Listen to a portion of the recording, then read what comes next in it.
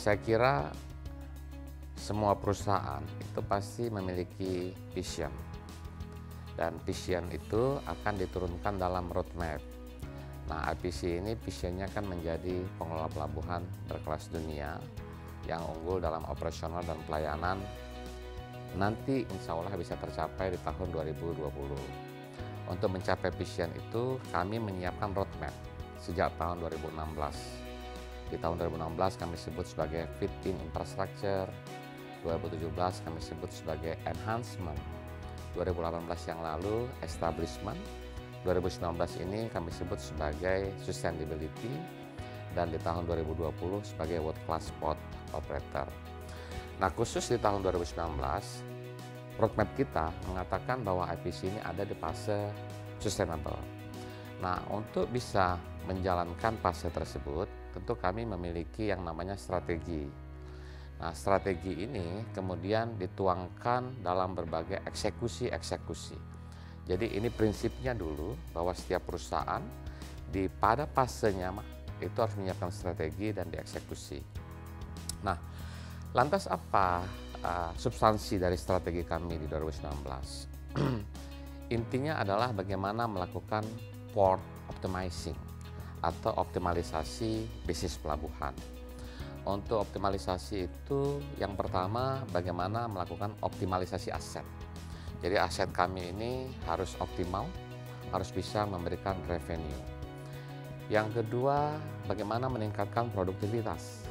Produktivitas itu tentu diukur dari speed, dari akses yang mudah, dari peralatan-peralatan kita yang bisa melayani dengan cepat, dan kemudian lebih friendly.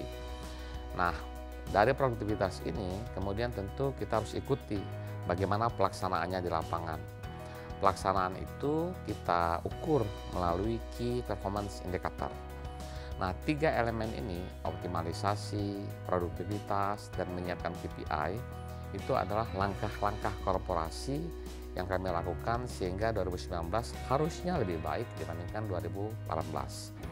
Nah, lantas apa substansi dari optimalisasi aset, dari produktivitas, dari efisiensi, dan juga menempatkan KPI yang tadi? Dari sisi optimalisasi aset misalnya, kita menghitung berapa banyak aset kita dan berapa persen sudah diutilize. Kalau belum diutilize, maka harus ada langkah-langkah mengutilisasi aset tersebut. Dari sisi produktivitas, kita harus hitung selama ini melayani bongkar muat 1 jam berapa box, harus kita tingkatkan.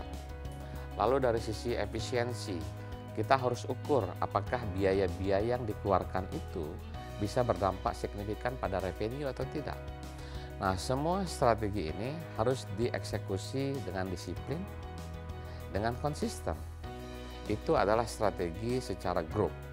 Nah, dalam prakteknya, aktivitas IPC ini sebagian besar itu dilaksanakan oleh anak perusahaan.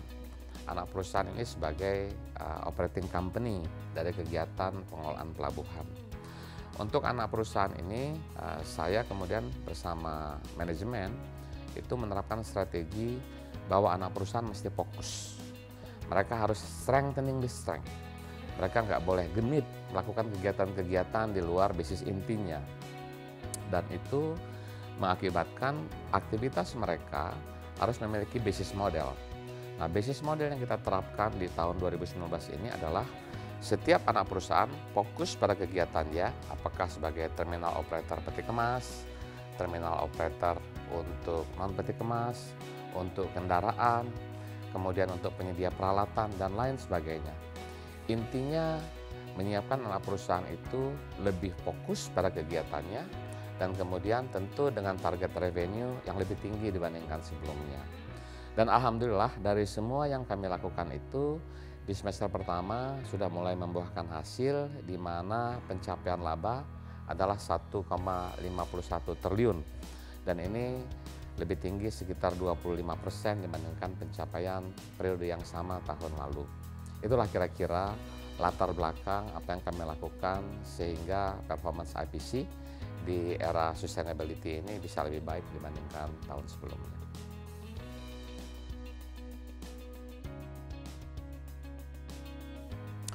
Tentu yang tadi saya ucapkan itu adalah basic prinsip ya.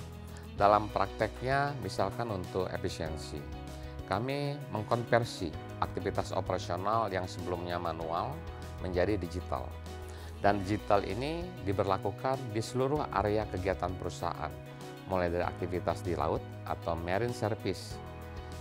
Di marine service ini kita siapkan yang namanya marine operation system, kita siapkan vessel traffic system, sehingga kapal-kapal yang mau merapat itu sudah tahu kapan akan merapat, berapa banyak barang-barang yang dibawanya, dan berapa lama mereka akan bongkar muat. Ini akan membuat proses produktivitas itu semakin tinggi, dan ini mengakibatkan revenue kita meningkat. Yang kedua, dari sisi pengelolaan terminal, kami mengimplementasikan yang namanya terminal operation system, baik itu untuk peti kemas maupun non peti kemas. Kemudian dari sisi warehousing, logistik, kita siapkan yang namanya warehousing management system. Jadi intinya untuk bisa melakukan efisiensi, untuk bisa meningkatkan produktivitas, kami mengkonversi atau istilahnya mentransport pola operasional kita dari yang manual menjadi yang digitalized. Dan ini berlaku di seluruh area perusahaan. Jadi transformasi atau perubahan menjadi digital ini berlaku di seluruh aktivitas perusahaan, dari sisi komersial, dari sisi operasional, dari sisi keuangan, di mana sekarang tidak ada lagi transaksi berbasis tunai, semuanya sudah elektronik. Bahkan pengelolaan aktivitas administrasi pun sekarang sudah berbasis digital. Jadi salah satu kata kuncinya memang adalah mendigitalisasi aktivitas pelabuhan.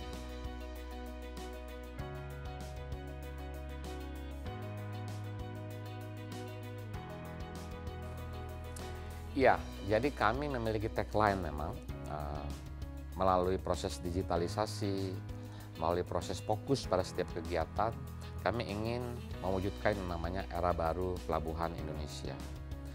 Namun kita harus tahu bahwa pelabuhan ini adalah bagian dari ekosistem besar. Pelabuhan tidak berdiri sendiri. Pelabuhan hanya akan hidup kalau aktivitas ekonominya hidup. Pelabuhan hanya bisa berkembang kalau aktivitas pendistribusian barang keluar dan masuk menggunakan kapal juga baik. Dan pelabuhan bisa bertumbuh besar kalau kemudian ada supporting dari industrial area dan seterusnya. Maka dari situ kami mempropos satu konsep. Kalau Indonesia ini ingin menjadi negara maritim yang besar, maka harus mengconsider satu konsep yang menurut istilah kami adalah trilogi maritim. Apa itu trilogi maritim? Trilogi maritim adalah perpaduan tiga logik. Tiga logik itu adalah aktivitas pelabuhan, aktivitas di industri, dan aktivitas di perkapalan yang menjadi satu kesatuan sehingga kemudian memberikan nilai tambah untuk mewujudkan Indonesia sebagai negara maritim. Bagaimana background rasionalnya? Seperti yang saya utarakan, pelabuhan ini hanya akan berkembang kalau ada supporting barang-barang keluar dan juga barang-barang masuk. Barang-barang keluar itu tentu ekspor. Tapi sebelum ekspor dia harus punya barang-barang bahan baku impor. Dan ini artinya kawasan yang memproduksi itu harus dekat dengan pelabuhan. Nah, setelah sampai di pelabuhan, bagaimana caranya membawa keluar barang itu harus diikuti dengan kapasitas dan kapabilitas perkapalan. Kita harus punya kapal-kapal yang besar untuk bisa mendistribusikan barang ke seluruh Indonesia, bahkan ke internasional. Kita harus punya kawasan industri yang dekat dengan pelabuhan. Maka saya istilahkan, trilogi maritim itu adalah perpaduan antara integrated port, pelabuhan dengan kawasan industri yang kemudian bersinergi dengan perkapalan. Perkapalan ini harus memiliki kapal-kapal yang besar sehingga bisa memuat barang-barang yang besar untuk menurunkan kos logistik. Dan kalau ini terjadi, saya berpikir bahwa Indonesia ke depan akan menjadi poros maritim yang hebat, di mana biaya logistiknya murah, aksesnya mudah, dan kemudian bisa lebih cepat. Dengan kata lain, melalui trilogi maritim akan terwujud satu industri pelabuhan yang bisa memberikan daya saing dengan lebih cepat, lebih mudah, dan lebih murah.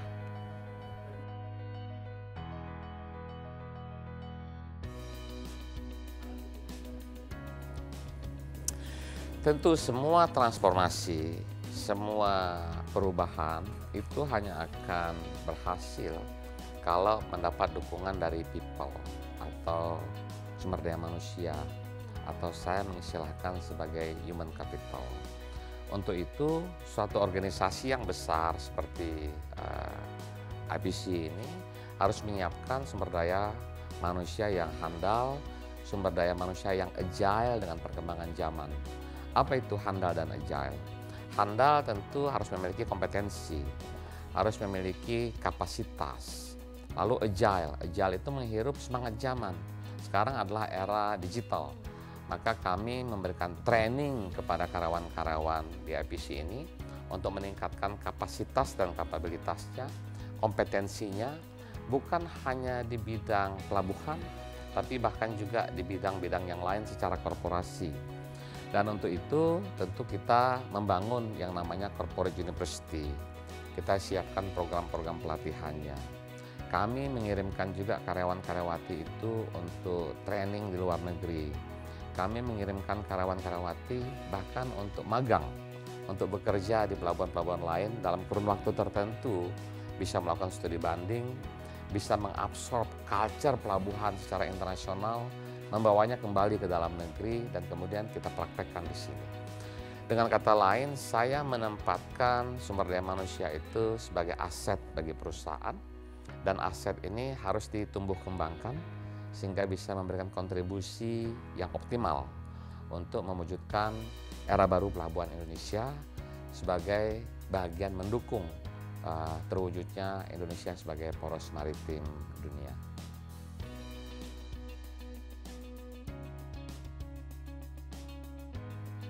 Saya yakin dan percaya bahwa Indonesia ini adalah negara yang memiliki potensi luar biasa. Saya yakin dan percaya bahwa bangsa Indonesia juga mampu bersaing dengan bangsa-bangsa lain. Sepanjang kita mau kreatif, sepanjang kita mau inovatif, dan mau bekerja secara sungguh-sungguh. Nah, salah satu gagasan yang ada di benak saya, bagaimana mewujudkan industri pelabuhan Indonesia sebagai pelabuhan yang kompetitif di dunia, yang menghirup semangat zaman, adalah mentransform lagi pelabuhan ini sebagai trade facilitator. Trade facilitator artinya fasilitator untuk meningkatkan aktivitas perdagangan Indonesia. Tidak hanya berhenti sebagai pengelola pelabuhan, tapi dia sebagai fasilitator bagaimana perdagangan Indonesia bisa lebih besar dari sekarang, bisa lebih kompetitif di dunia, dan tentu memberikan nilai tambah bagi perekonomian nasional. Intinya adalah mentransform Indonesia dalam 5 tahun ke depan menjadi negara yang maju, dan mentransform pelabuhan Indonesia menjadi trade facilitator.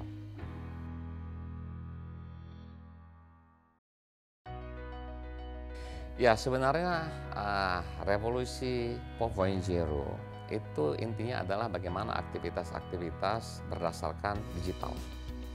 Dan kami sudah lakukan ini sejak beberapa tahun yang lalu dengan menerapkan digitalisasi di pelabuhan. Dan saya kira tidak ada hal yang berbeda dengan itu, karena menjadi trade facilitator pun adalah sebenarnya menyiapkan proses aktivitas itu berbasis digital.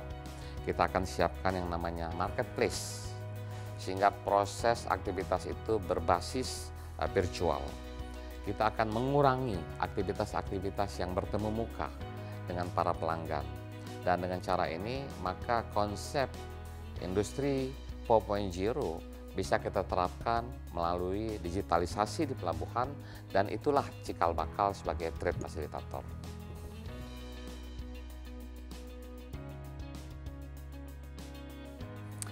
Ya, usia 74 saya kira bukan usia yang muda lagi, dan bangsa kita ini bangsa yang besar.